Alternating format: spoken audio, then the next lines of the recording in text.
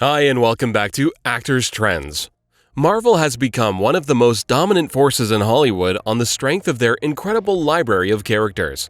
The Marvel Cinematic Universe is home to Spider-Man, Iron Man, Captain America, Doctor Strange, and the rest of the Avengers. It's the reason that Disney spent billions to buy the company in 2009, and why Marvel Studios has now become synonymous with summer blockbusters. But a new lawsuit could have a major impact on exactly who controls those characters. As detailed by The Hollywood Reporter, Marvel has filed suit against the heirs of some late comic book geniuses, including Stan Lee, Steve Ditko, and Gene Colan, and follows moves made by those heirs to terminate Disney Marvel's copyright on their famous creations, including Spider-Man, Doctor Strange, Iron Man, Black Widow, and more.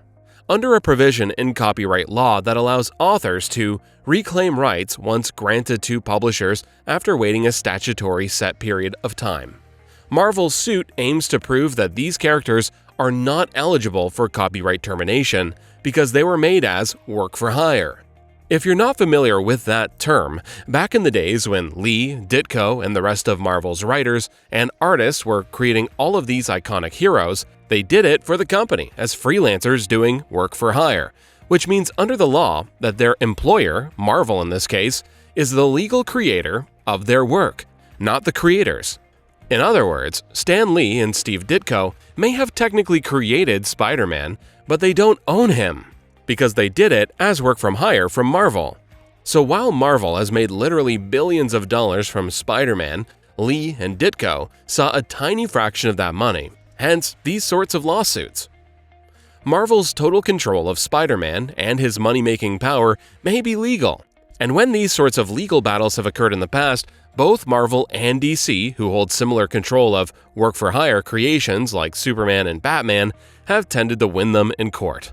But that doesn't necessarily make it right from an ethical perspective. If you created a billion-dollar character, I'm sure you would want to receive a fair percentage of that money in return. If Marvel loses, THR writes, Disney would have to share ownership of characters worth billions. We'll see what happens next, whether the case proceeds in court or if both sides reach some sort of settlement to avoid a public conflict. But this could potentially become the biggest struggle the Avengers have been a part of since the Infinity War. I hope you liked this video. If so, don't forget to hit the like and subscribe button. I'll be meeting you in the next video. Goodbye.